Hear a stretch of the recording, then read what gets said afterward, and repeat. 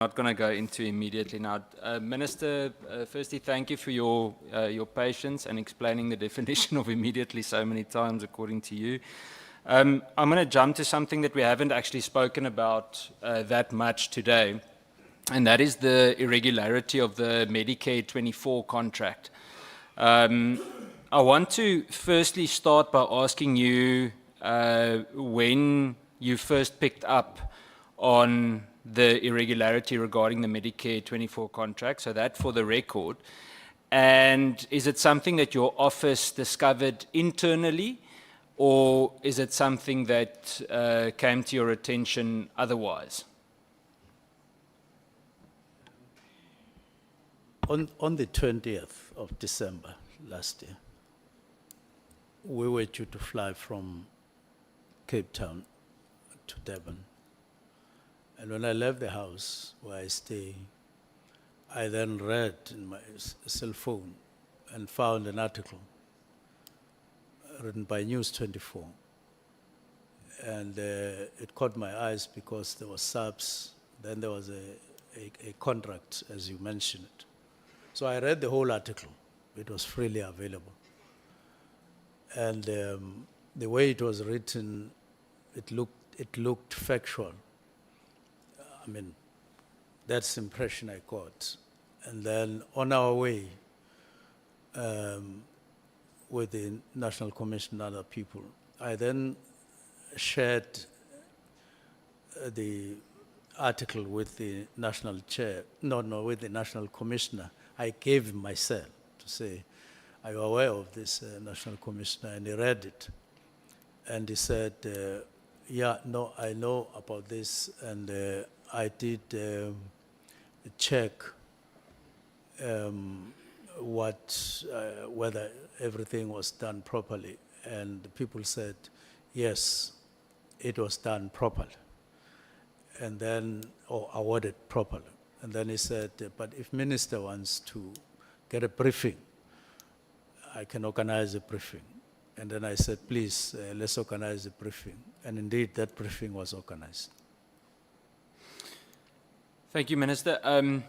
In this specific case, and you'll see where I'm getting at now regarding procurement matters, can you share with us what has been the impact on police members, if at all, and whether they're still receiving the service that they should receive? Obviously, if you take the space of time that you've been, not been in office, been suspended, you don't need to comment on that, but before that maybe, and how has this gap been managed on the ground? Now first, so let me conclude. I left without saying whether it was discovered internal, but it's self-explanatory to what I've just said. Sure. Now, how they are closing the gap, I don't know, because surely it would take some time before another service provider gets provided, but I'm not sure about it. Thank you, Minister. So the reason I'm starting with the Medicare questions is just because I think there's a bigger problem with regards to procurement. Medicare is a very good recent example. In the recent Auditor General reports, we saw that SAPS incurred over 649 million rands worth of irregular expenditure due to non-compliance with procurement laws. That's a 140% increase from the previous year. Why, in your opinion, has there been such a sharp rise despite prior commitments to tighten controls for procurement? Irregular expenditure and other issues like wasteful expenditure are men and woman made.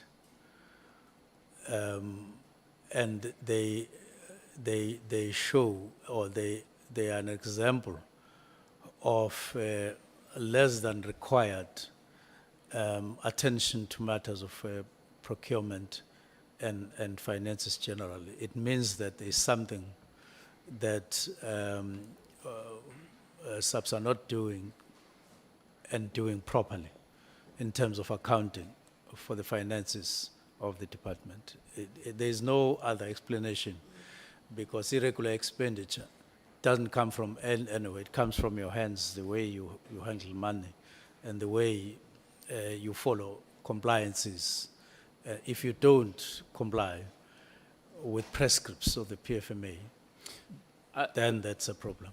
Thank you, Minister. I think for clarity's sake, the question I'm getting at is there an increase, that you pick up an increase in procurement-related corruption or alleged corruption in SAPS? Because when you look at these numbers, usually when there's this type of irregular expenditure, it points to significant corruption of some kind. And it's not the first time that this happens. So I want to ask you if, let me maybe give more context. Also in the Auditor General report, it shows almost 2.5 billion rand that was investigated with regards to irregular expenditure that has not been submitted for further action.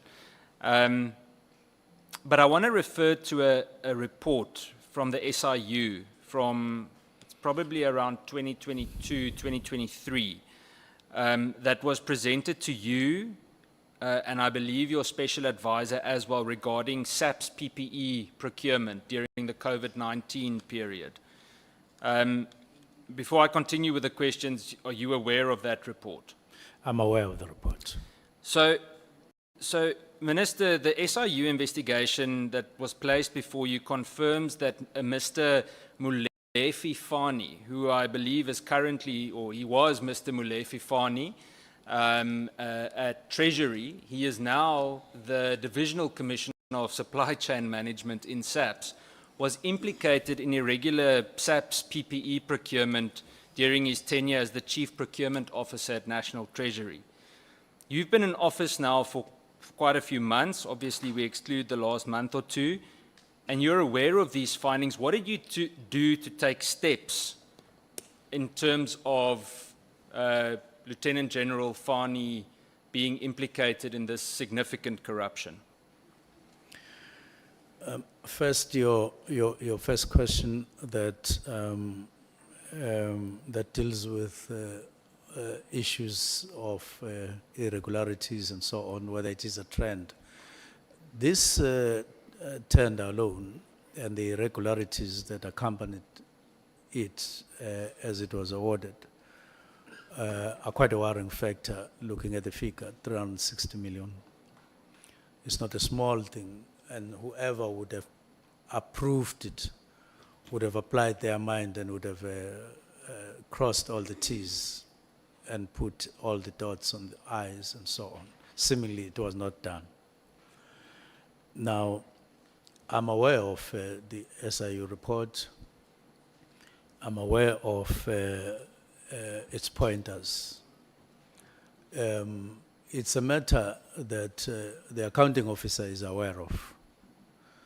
Now, it's a matter I think we had a discussion on, if I'm not mistaken, to say what do we do with these matters. It points to two people. One is on suspension for a very, very extended period of around 2 years or something like that, and then general fund. Let me just say that I don't think that the accounting officer has taken appropriate action, which would be either review the SIU report, either him or General Fund. Maybe it has happened now, I don't know, but I'm not aware of it having been taken. And it constitutes quite a problem that the SIU would have a report and then there would be nothing. But I can't recall whether we had a discussion with the National Commissioner, but it's likely that I did raise the matter with him. Minister, and I say this respectfully, but I want to understand what action was taken from your office.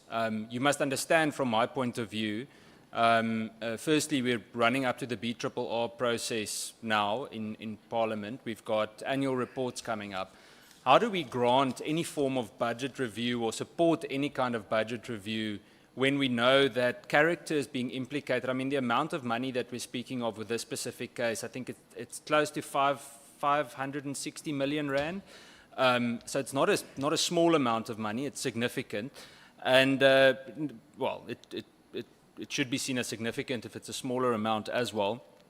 But the point is, the perception that is created with inaction is someone is either being protected or someone is actively not doing what they're meant to do to pursue this. So are you parking it in front of the door of the National Commissioner? If so, did you follow up with the National Commissioner? Because he's the accounting officer on this.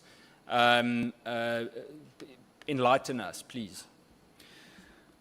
It's just that I can't specifically remember whether we had a meeting and discussed the matter, but most probably we would have had the meeting where the matters would have been raised, and he would have, the matter would have been left to him as accounting officer. But I haven't been nagging him on the matter, and it probably remains an unresolved matter. But he may have handled the matter himself, engaged SIU, and maybe they settled the matter in one way or the other. So I can't say for sure. Thank you, Minister. I think what we'll have to do from our side is invite them. We can do that on a police committee side, specifically to look into procurement. I want to move to annual performance plan related matters. So you're confirming to me that the divisional commissioner responsible for SAP's procurement remains in office, from what you know. That's from what I know as well. General Fani is still in office. Despite, under him being under SIU scrutiny, and that no interim safeguards were put in place to protect the procurement system that you know of. But when we were doing the structure, the organization structure, reviewing it, we changed that and said matters of supply chain should happen under the CFO, because before it was separate. And when it comes to accounting, I thought that looseness, if I could use that word, would have contributed to some of these problems that you're talking about. So we migrated it. And I hope that in the structure that has been signed, I forgot to look at that particular one. We said it must be under CFO, because she deals with matters of finances already, and she should have an eye, even if it's a subunit, on what is happening there for control purposes. That is what we did. Thank you, Minister. Minister, I think from my side, and that's why the reason why I use this as an example is that the whole Medicare Cat Matlala issue, in my opinion, wouldn't have easily arisen had this type of thing been handled with urgency. I mean, you can imagine 500 million rand. I got a message now. The members doing training at Rudapla Training Academy don't have enough food for the members doing training at the academy with the K9 members. Now, something as simple as that, making sure that money is managed properly, even in terms of the smaller amounts, could have stopped this from happening. And I constantly try to think what could have been done to prevent us from having to zoom in on this. Given the repeat findings over 5 consecutive years by the Auditor General, do you feel that consequence management mechanisms in SAPS are effective? I don't think so, because I'm not aware of such steps or demonstration of such steps. But I know that there is a commitment or determination to improve. That's why one of the days we held an efficiency and effectiveness meeting to say CFO safeguard and accounting officer safeguard the finances, because we can only optimize on what we have and then be able to do more. So I'm hoping that there've since been tighter management of finances in the department than what has been happening.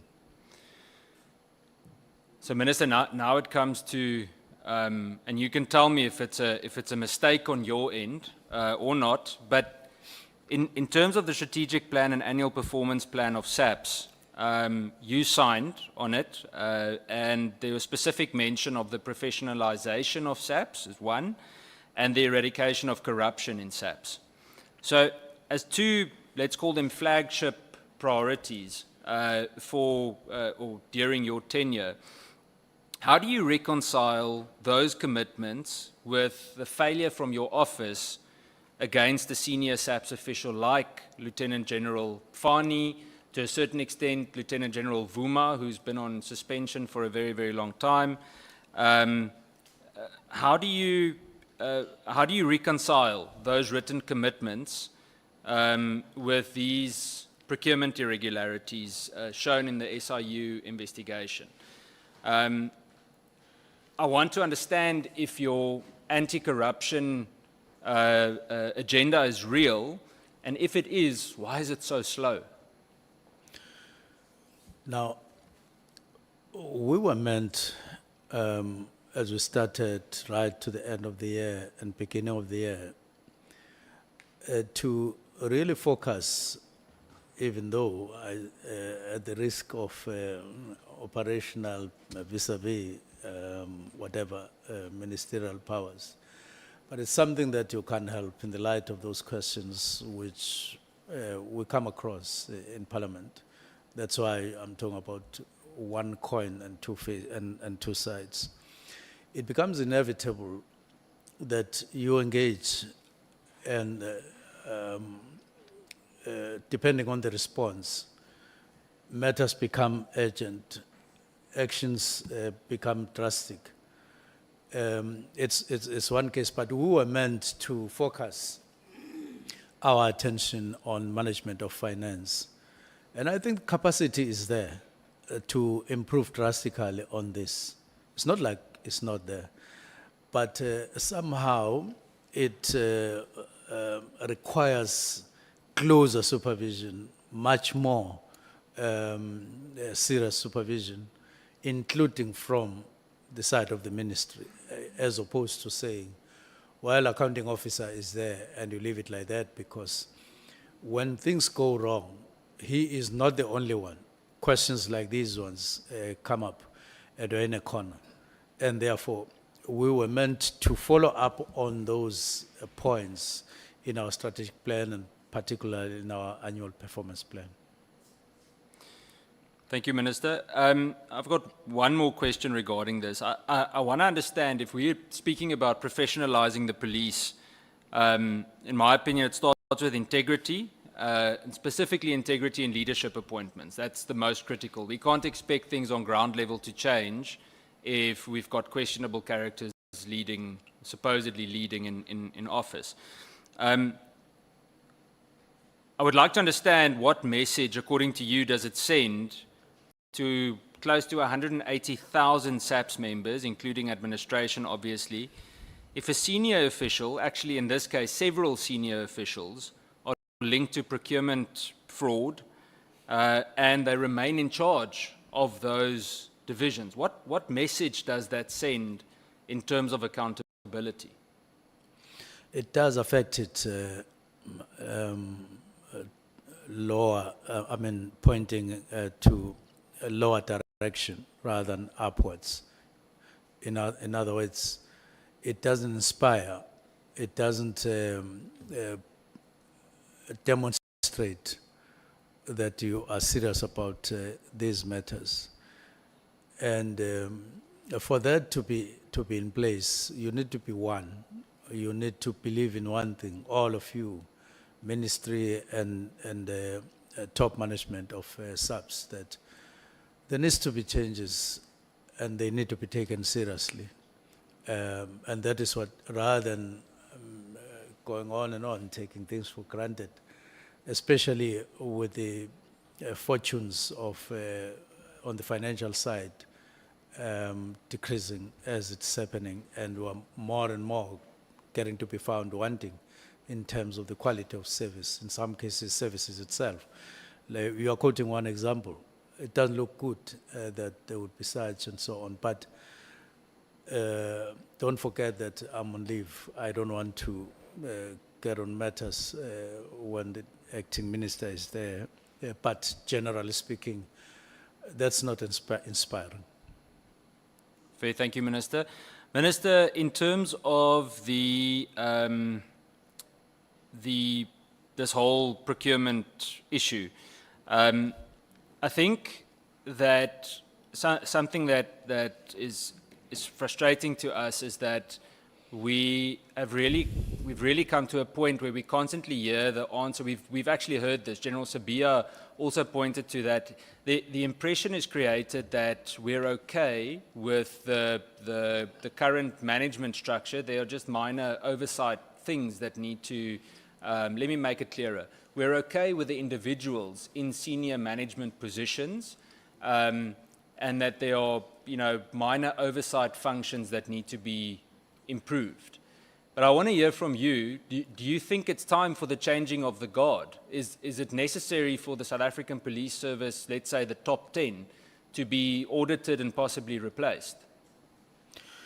Well, I wouldn't necessarily put it exactly the way you put it, but I spoke earlier on about the need to overhaul certain aspects and sections of SAPS. There is a need just to refresh the organization. How you do it, it's a different matter, but that, because I think that sense of, a repetitive kind of stance on things is now at odds with what is expected either in Parliament or elsewhere, and therefore there is a need for some kind of action, whether it is in that form or in another form. But it's difficult, it's going to be more and more difficult to leave just things as they are and go on just like that. Minister, if you were back in office tomorrow, figuratively speaking, what would you do regarding this specific matter, this SIU matter? If you know all of these people are still in their positions, what would you do if you're back in office tomorrow? Well, it's to call for a report. Where are we with the SIU report? Because as I'm saying, I'm sitting here talking. There may have been things that have been done since I left, but that would be something to be found out, and then act on them. And I do note that it does require solidity of a certain level to get into those matters and correct them. Minister, I want to jump to Mr. Cedric Inabendi, his appointment. We've touched on it a lot. There are one or two questions, I think, for the record that are important. Just in terms of the process, I want to understand, did you go through any kind of do you know if there was any kind of a security clearance process with regards to Mr. Inabendi? Did he get security clearance? Was there any kind of vetting process in terms of clearance? That is a standard practice, and I take it, I'm risking here because I am not called for it to see it. But that's a standard practice that there should be vetting. It's one of the standard practices. But you're not sure? In the sense that I don't remember asking for it to see it. But this is not managed within. The employment of these people is not, of the staff in the ministry, is not necessarily managed within the ministry. It's managed by particular people in SAPS, and they are the ones who ensure compliance. I would need to talk to them to find out whether there's 100% compliance. But I take it that there is. So, Chair, I think that's an important note for us for reporting on this, is that there is a serious gap in terms of due diligence being done, because, I mean, surely, Minister, you want to know, you could be able to trust the person sitting next to you. And I don't want to cast an aspersion on Mr. Inabendi, Yes. but his name pops up everywhere. So surely some kind of due diligence had to have been followed. In terms of his suitability to manage confidential policing and even intelligence information, did you have any indication outside of that security clearance that he was suitable to handle that he was trustworthy to handle that type of information? Yes, in the sense that, well, even without necessarily doing any specific check, but before he came to work with us as Chief of Staff, he was working at forensics in a bank. I would imagine that he wouldn't have worked there without being checked and being certified in terms of suitability to deal with confidential matters. And before that, he was at IPID. Now, normally, you would take that experience and passage of time and him as a sign that there would have been confidence when he worked there in those matters, because these are sensitive areas of work. Minister, respectfully, banks don't answer very positively in that sense anymore. I believe recently in Cape Town there were 2 cases of arms dealers that were found with large amounts of firearms in containers, and they were both employees, quite senior employees, I might add, of very well-renowned commercial banks. So my question comes back to that due diligence. I want to understand if he did not have security clearance, or if you're unsure about it, why was he granted access to such sensitive material? Well, I don't say he doesn't have security clearance. I'm just saying that I didn't ask for it. I don't remember asking for it. But we've been discussing clearances of other people, and I take it that he has. And I take it that he has what it takes to be Chief of Staff and to handle. I haven't heard anything coming out negative about him up until this kind of upheaval, where what you're talking about then similarly is coming here and there on him. But before that, there was nothing. Minister, yeah, the doubt, and it could be that SAPS or SSA slipped on it, and we'll be able to follow that up. But it can't be that a Chief of Staff comes into such a sensitive position and we don't know whether that person has the clearance that they meant to have. And again, it's similar to the procurement issue. We could have potentially prevented a lot of the leaks and things that took place. Apart from a little bit of work experience at IPID, what skills specifically of Mr. Inabendi stood out to you or convinced you that he should be capable of being in such a senior position in the ministry? In terms of, I'd say, more complex policing issues and even intelligence matters, because he would obviously have been exposed to that. He's really put into a position where he's in the belly of all the action. So, what specific experience apart from IPID stood out to you? Yeah, firstly, I wouldn't want us to create an impression that the leaks that you are talking about or referring to are from his part. We just park it like that without suggesting such. But to be specific on your question, I did talk about my experience of him at IPIT, when he was at IPIT, in terms of investigating the complaint that I had laid with IPIT. What specifically impressed me was the detail in terms of how he went about doing this job and bring it to finality. I was quite impressed, and it was the first time I'd met him, and I felt that there was integrity throughout the process when it was done, and I was far from looking at ever working with him at that time because I was at home, and therefore that is what I picked up at that time. Has he ever issued any instructions or correspondence or directives to SAPS or IPID officials on your behalf? No, not that I know, but at one point, we had I think a small discussion following a letter he received from one of the members, and that he processed it to IDAC. I think it followed a little chart or something like that, but he sent it, but I can't recall any other instance where he signed in his name and sent a document out.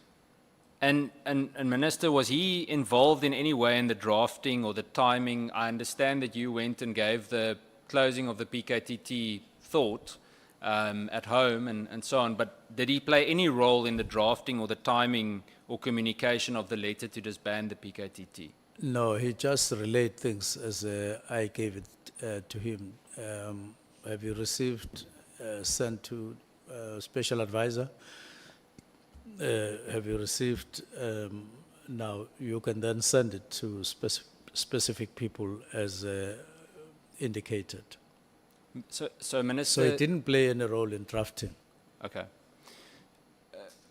Do you still, I mean, at the moment, you're not actually sure if he has security clearance, right? In the sense that I didn't see it. I don't recall asking for it. Yeah, but you either know he has or he doesn't have. Yes. So do you still stand by your decision to appoint Mr. Inabendi as the Chief of Staff to your office, given the concerns or the doubt in terms of his vetting background? It's exactly what I'm trying to avoid, because I can't, on the basis of something that I'm not sure to answer you specifically, and then I answer as if I am sure about your earlier question, and so I would want not to answer that particular question. But if I were to confirm and see his security clearance, that would be in the right direction to make me answer that question with confidence. But other aspects like qualifications and so on, and like stability in terms of being present at work all the time and following instructions, and not lapsing for a day or something like that. Of course, there's room for improvement, but he has stability as far as that's concerned, managing staff and so on. But to be specific on your answer, I would need to get that document. Minister, so we can actually remove his name from it. To me, the fact that there's any doubt regarding this key person, the fact that you don't know and that you're not sure, is a cause for serious concern, because it means that there's a breach in terms of vetting and security of your office. It means that the potential leaks, and I'm not, again, remove his name from it. The point is that there could have been several other people that also didn't have clearance. And I want to say to you that if it is so that he didn't have security clearance, then obviously there's a significant breach. But if it is so that he does have security clearance and all of these leaks still occurred, then I would I would be seriously worried about the clearance process as well. The point is just that a chief of staff, you must know, he's either cleared or he's not, because if you're not vetted in such a sensitive position, especially with this drama that we're facing at the moment. I take your point. Thank you, Minister. Minister, I've got 4 or 5 last questions, but they're yes or no questions. I see the Chief Whip here from the corner of my eyes watching me, glaring at me. I can hear him whispering in Zulu to me. But I've got brief yes or no questions. The first one, yes or no, your affidavit explicitly states that the President agreed to close the Pktt. Yes, it says so. Yes or no, you issued the immediate disbandment letter without an approved transition plan.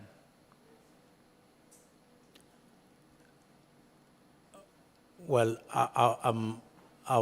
you will excuse me, I can't use yes or no there, but I will say, yes, there was a directive, but it pointed at a preliminary report because I couldn't go to somebody and say, Fair.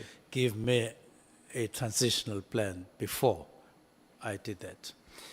Yes or no, Minister, you met or communicated with Brown Mchunu or Kat Matlala in the 14 days surrounding the 31st of December?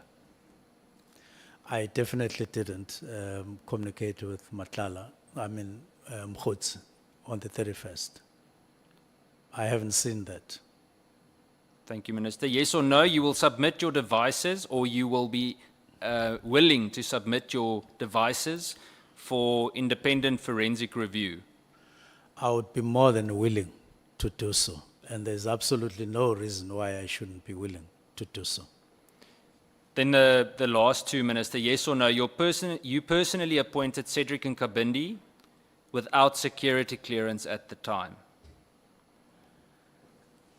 I can't say so because of what I said earlier on, that I may be making an error to answer you directly on that, because he may have, in terms of compliances that are required of him by the team that was handling his employment. I don't think they would have taken him without it, but I'm subject to confirmation or otherwise on this matter, because I don't do it myself, the employment part.